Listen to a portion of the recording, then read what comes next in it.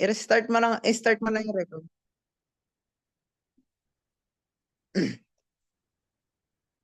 Trivia time.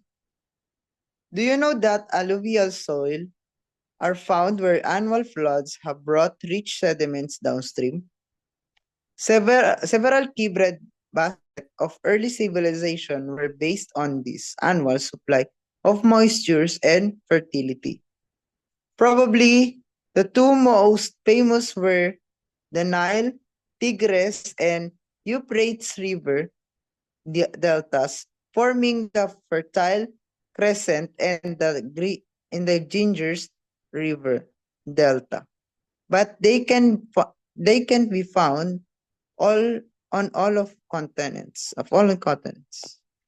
Additionally, mollysols form under grasslands, savanna, and open woodlands, where the sun reaches the understories of grass.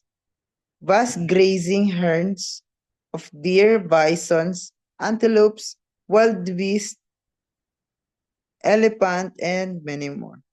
All played a key symbiosis role in creating this soil. The two most fertile include the monkey mollisol forming ancoles and well-watered and drained mollisols form andols. Therefore, there are three most well-known largest region of fertile mollisols are the North America Great Plains region centered most in US, a band of fertile grass centered in Argentina, and very large swamp covering the large percentage of Ukraine, heading east to Europe into the Asia steppe. As this region get drier, the soil horizon becomes thinner, but good mollic epipodons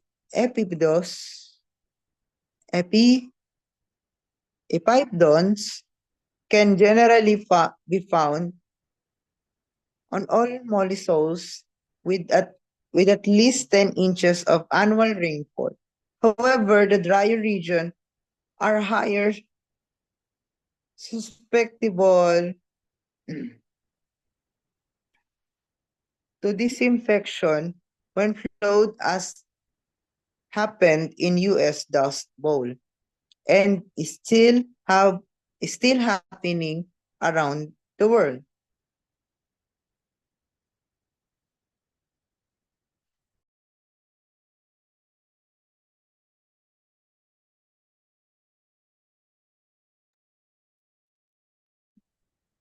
And do you know, guys, there are facts in the Philippines that we have a critical issue that affects health and economy because of toxic heavy metals?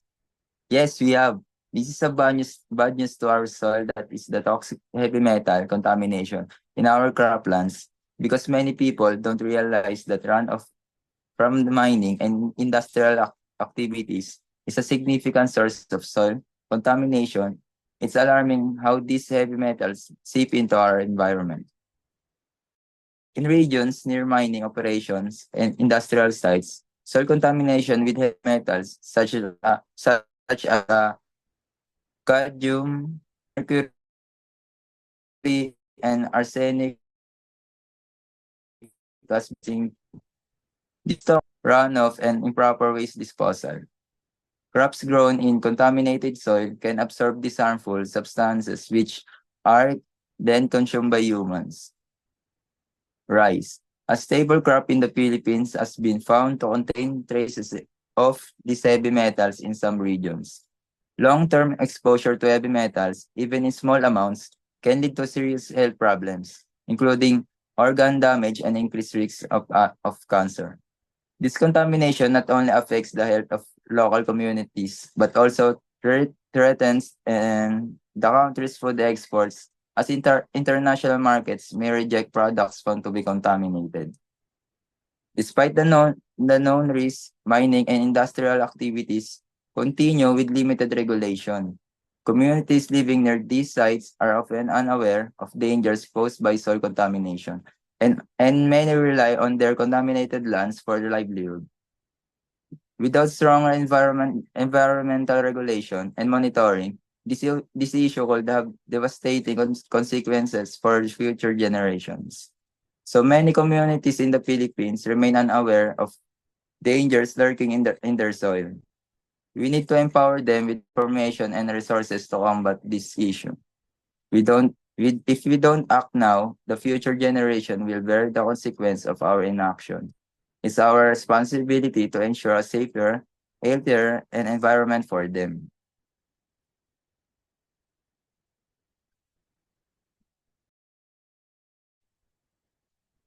Did you know, Secretary Laurel, the growth of farm sector in the third quarter in clear signal that the Department of Agriculture, ay, teka, naka-ano pala yung ano ko, sorry. Ayan. Did you know, guys, Secretary Laurel, the growth of farm sector in the third quarter in a clear signal that the Department of Agriculture need to step up efforts to significant increase food production and modernize the sector that provides jobs for one in every Philippine Statistics Authority announced Thursday, November 9 to 2023, that's gross domestic product, the sum of all goods and service produced in the country during certain period rose faster 5.9% in the third quarter, with agriculture contributing 0.8 percentage points to GPT as expanded 0.9% in the third quarter. The performance of agriculture, forest, and prairies in the third quarter was a 1.4% improvement compared to growth fishing, agriculture, sugarcane production, and polar output.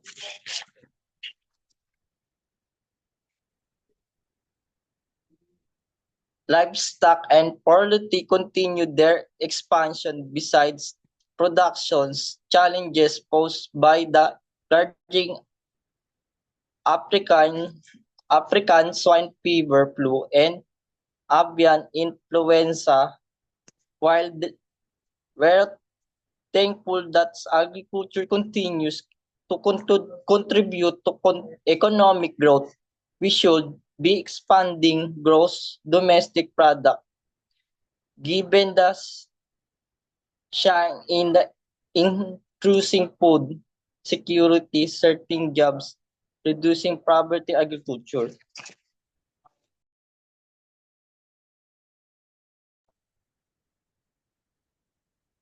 Okay, this is it. We will know the answer. What is bigger, water or the land? If your answer is land, this is correct because 71% of the Earth's surface is covered by the oceans, leaving only 29% of the land above sea level. However, this can give the unsophisticated reader the wrong impression. Water makes up only 0.02% of the mass of our rocky planet. This is the answer for the first video, guys. I hope you enjoy it. So that's all, guys. Thank you for listening and watching. Thank you so much and goodbye.